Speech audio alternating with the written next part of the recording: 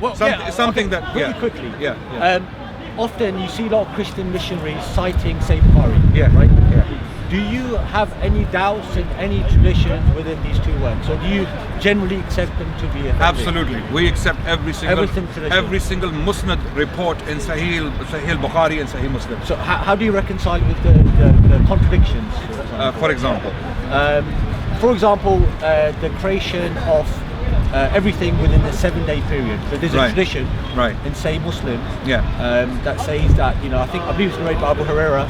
Some of the scholars have criticized it. They said that they believe this could be an Israeliyat, right? Okay. As a primary. I know the report you're talking about. It's in Sahih Muslim. It's in Sahih Muslim. So if you're saying Sheikh Albani has written extensively on it. Bin Baz has even commented. Yes. He said that this is a problematic tradition because it can. Actually, it's not problematic. Okay. If you look at it, it's complementary. Because a lot of this, when you see, contradiction is something that directly contradicts information given in one place, and then you find completely different information in another place. For example, for example, in the gospel records on crucifixion, just on the matter, no, story is the same. The details are far apart from each other. One story is saying that the door of the tomb was open. And I was like, no, it was closed. This is a contradiction. Okay, but you know why I'm asking? The only reason I'm asking is because I think Brother Muhammad Hijab was actually asked regarding this particular narration, and he disregarded it. So this is why I'm asking you that. Is your position that you deem my position is every single authentic report, which is basically Sahih Bukhari, okay, let me state my position. I believe every single authentic report, whether it's in Bukhari or whether it's in 𝗙𝗢𝗟𝗟𝗢𝗙 or 𝗦𝗨𝗣𝗣𝗢𝗥𝗡 of Sunan al-Bayhaqi or something, wherever it may be, if it has been authenticated by the muhaddithin, okay, then it cannot possibly contradict the Quran or another report, unless it is a case of abrogation. Okay. So basically everything Bukhari and Muslim is deemed Sahih, to your understanding, unless it has been there's no contradiction unless it has been abrogated. So what about the traditions that perhaps may I know I'll give you an example about the 7 days, but what if there are other reports within Bukhari and Muslim which contradict each other? You saying there's not? None. There's none. Okay. None. I'm here almost every Sunday when I'm in the country. Bring the report, and we will. I'm one of those people who will find open, never running away from our faith, from our theology, or from shying away from discussing these topics. Do you find that some people do disregard some reports in Bukhari and Muslim? They are. And is this an orthodox? They are a fringe. For example, Sheikh Albani. When I say fringe, those opinions are fringe opinions, Shah's opinions. For example, Sheikh Albani, he said 1 or 2 reports are questionable in Bukhari because of the isnad, not because of the matan, because of the isnad. Okay, there is a problem in the chain, but their opinions have been disregarded.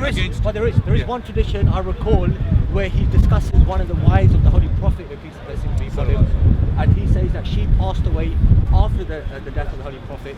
But then again, I don't have the passage. Bring the reports. Bring the reports, and don't forget.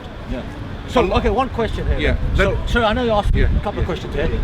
So in terms of those reports where you see the disputes between the companions and members of the Ahlul Bayt, right? And often you see Shias and Sunnis quoting these traditions and discussing them in isolation, many times. Okay, so is the isolated reports within Bukhari and Muslim also deemed authentic or not? Absolutely. Because look, so now how do you reconcile that then? Okay, like for example, Sayyidah Fatima dying angry with Abu Bakr and these traditions that talk about Maula Ali, criticizing the you see, when we look at our history and our literature, we look at it holistically. Okay, we don't take reports in isolation like some of our Shia brothers do. What they do is they take reports in isolation. They ignore the greater context. But we can say the same thing. You can, and we can argue back how we are not taking reports in isolation. For example, that's another matter. When it comes to Shias, it's another matter. Okay. Now we are talking about Bukhari. For example, when you take a report in isolation and say, look at this report. Okay, this report, and you may be right. For example, I'll give you a classic example some Shia brothers have used in the past, right? It's a report in Bukhari, and Bukhari is munfarid in using that particular wording, amazingly. No other muhaddis used that particular wording for this report. The Prophet ﷺ pointed to the house of Aisha and said, وَأَشَارَ إِلَى حُجْرَتِهِ وَقَالَ الْفِتْنَةُ هَا هُنَا الْفِتْنَةُ هَا هُنَا Allahu Akbar. Now if you take this report in isolation, any Sunni would be shaken. You know, as they said, the rug would be pulled off your feet. So you would be thinking, subhanAllah, the Prophet is actually saying Aisha is fitna. Okay. Now if you took that report in isolation, you would definitely walk out with that particular conclusion. But we don't take it in isolation. We go to Sahih Muslim, Kitab al-Fitan. We go to, for example, Sahih ibn Khuzaymah. We go to all other reports in this regard.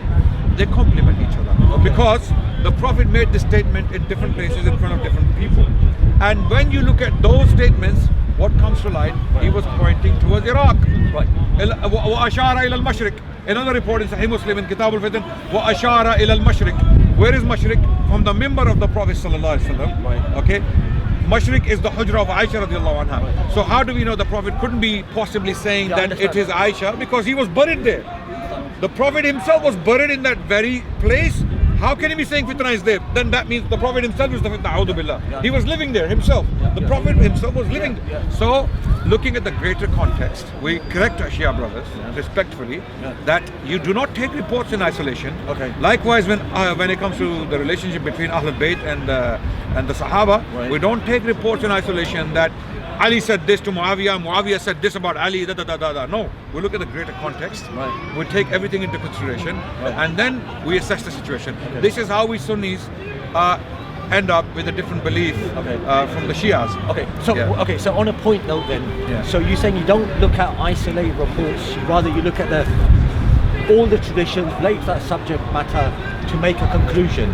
So what if these traditions go against the two primary sources, Bukhari and Muslim? Is preference given to Bukhari and Muslim over those traditions?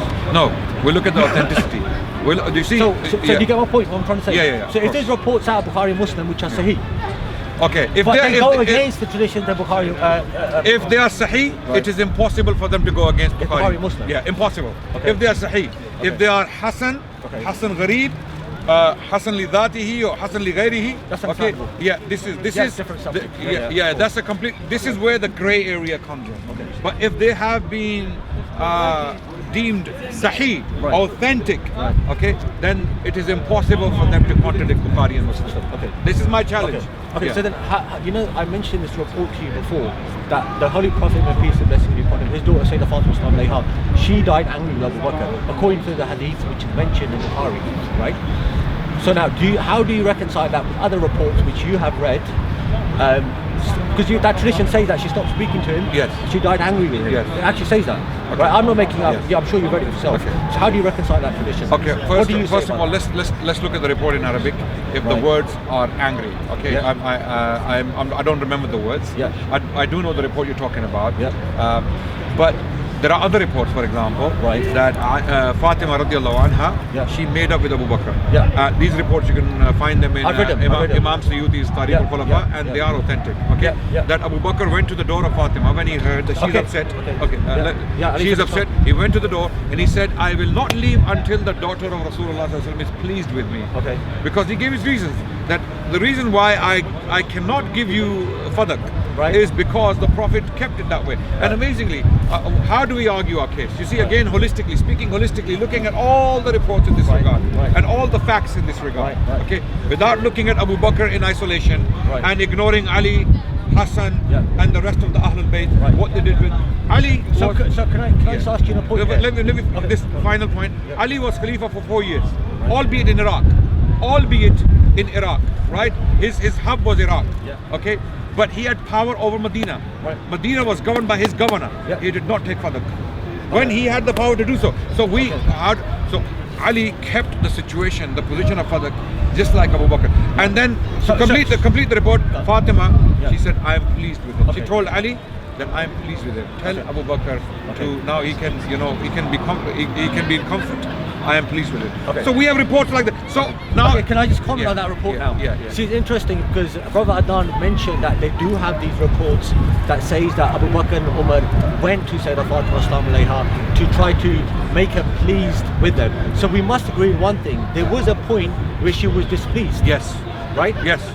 That's important point to note, right? Yes. So now what's interesting is that if you actually go back to this particular narration, and by all means you can check into this, and the viewers, this is being recorded as well, you'll notice that the particular individual who's actually narrated that report, he wasn't an eyewitness to the incident. He actually came much later, and many of the scholars actually rejected his isolated particular narrations, as in where he's narrated that hadith. If you bring the details, we can discuss it, but then that can be said about the Bukhari report, because Fatima never met another non-mahram man. We know that, right?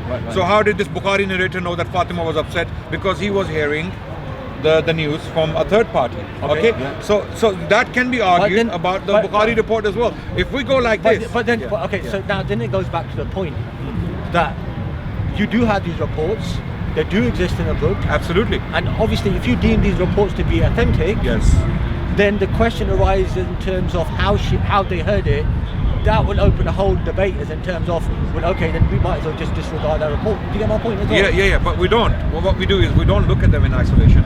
We first of all, okay, all of these reports we take. I'll give you like a simple example now, Why is it that we do not know where Sayyidah Fatima 𝗧𝗧𝗦𝗧𝗧 is even buried? Why is it such a mystery? We don't know. We know the as in the area. We know the. But we don't know the spot. We don't know the spot. No, we don't. So this is another something interesting to us. But what I'm going to do, I apologize. Do we know where Ali is buried? Radiallahu anhu? Okay, so according to our reports, it was pointed out during the time of Imam Sadiq 𝗧𝗧𝗦𝗧𝗧, where he actually pointed to that spot and said, "This is where my great." Do we know where Imam Hassan is? Imam Hassan is buried? According to us, we do have those locations. Of course, we cannot be certain exact location. The Shias of Kufa, they loved him so much, as they claimed. Even having killed him, they claimed that they love him. They cried for him, right? They don't know where his grave is. Okay, so now there's no certainty. So this can be thrown back at the Shia brothers as well. That if you are the reason why Fatima radiallahu anha is grave is, you see, when you go to Al-Baqi, it is not out of malicious planning that her grave was lost. No, it's been 1,400 years. Okay, we don't even know the graves of prophets. We don't know where Ibrahim is buried, where Musa is buried, where Isa alayhi salam hasn't died. Where, for example, Dawood or Suleiman, we don't have their graves, right? So that in itself doesn't prove anything, right? Okay, that doesn't reduce our love for Fatima radiallahu anha. So viewers, you know, I apologize because I'm actually quite rushed for time. Okay. And it was a fruitful conversation with Brother Adnan. Definitely, Brother Adnan, I actually had a debate with another brother on this particular topic. Okay. And the viewers can always go back to whatever platform. What's your platform? SC Dawah and SC Dawah. All I'm going to link. No, these are not my platforms. Okay. Let me clarify. None of these cameramen are my cameramen. Okay, because recently, I don't know if you know about this fiasco. These so I'm not responsible for any individual. No problem. My platform is my YouTube channel. No problem. Okay, my YouTube channel. So what I'm going to do is on Bayt al-Ghadir, I will put my debate up on whether or not Sayyidah Fatima did die angry with Abu Bakr and Umar. But definitely, Brother Adnan, I'm going to send you the link. Okay. I want you to watch the debate in all sincerity, and viewers as well, and you make a conclusion, inshallah. Okay. And why don't we have discussion? Sit down. I mean, I prefer the park because people really enjoy the discussions in the park because they are on the spot. They are, how can I put it? We'll get the beach seats out next time. Absolutely, absolutely. I really, with the sunglasses I'm quite nostalgic. Cold drinks. I'm quite nostalgic about those situations. No problem. So let's do that, inshallah. Thank you so much for your time. Okay, Nice to meet you again.